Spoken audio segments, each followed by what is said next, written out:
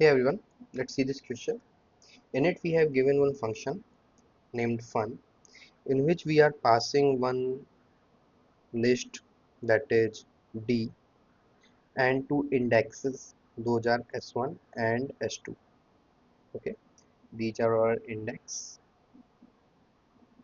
and these are list or array. Now if S1 is less than S2, so we are checking if our index S1 is less than our index S2, then we are doing this particular operation, and then we are increasing our S1 with 1 and decreasing h2 with 1 and again calling this function. Now we need to tell that what does this function do. Okay, so first see that what this particular operation is and what this operation is doing. So d of s1 comma d of s2 is equal to d of s2 comma d of s1. It simply switches these element s1 and s2 index element with each other. Okay, so this is a common Python operation. It may not work in Java and all, we do differently, but in Python this is very commonly done. So let's say some list is there 1 2 3 4, and let's say this is our s1 and this is at our s2.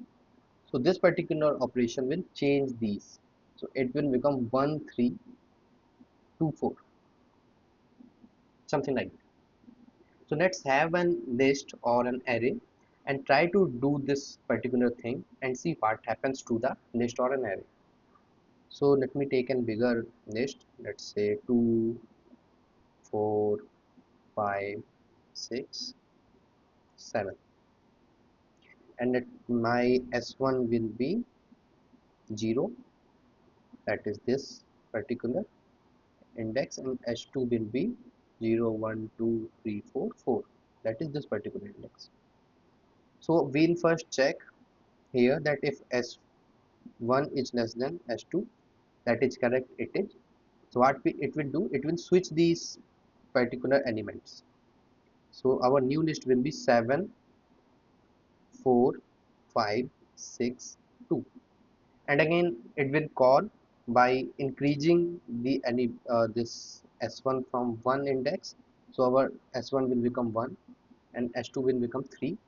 So now this is s1, this is s3, and again we'll check. So 1 is less than 3, so again it will switch these. So s7 and 6 will come here, 5 in its place, 4 and 2, and then it will again call this by increasing s1 by 1. So s1 is now 2 and decreasing s2 by 1, so s2 is now 2. Now we'll come here, 2 is less than 2, so this set condition will not be satisfied, so we'll break this function. And what we get, if you see closely, initially we have 2 4 5 6 7, now we have 7 6 5 4 2. So we have basically reversed the list, we have reversed the list. Now cause we have given starting and ending index, it has reversed the whole list. But if we have given some index in between, let's say from here and here, so it will reverse the in between part. So let's see which option resemblance to this. It first option is saying it finds the smallest element in D, so no, it is not doing that. Second, it performs a merge sort in place, no, it is also not doing this. Third option is it reverses the list D between indices S1 and S2 both inclusive. So yes, it is doing it. It is reversing the list and in between the given indices. So yes, this option is correct. And what is the fourth one? It swaps the element in D at indices S1 and S2 and leaves the remaining elements unchanged. It would have done that if we have not again calling this function. So this particular operation d of s1 comma d of s2 is equal to d of s2 comma d of s1 is doing the same thing, which this option d is there, but because we are again calling this, so it is again called for an other elements. So this option is also incorrect.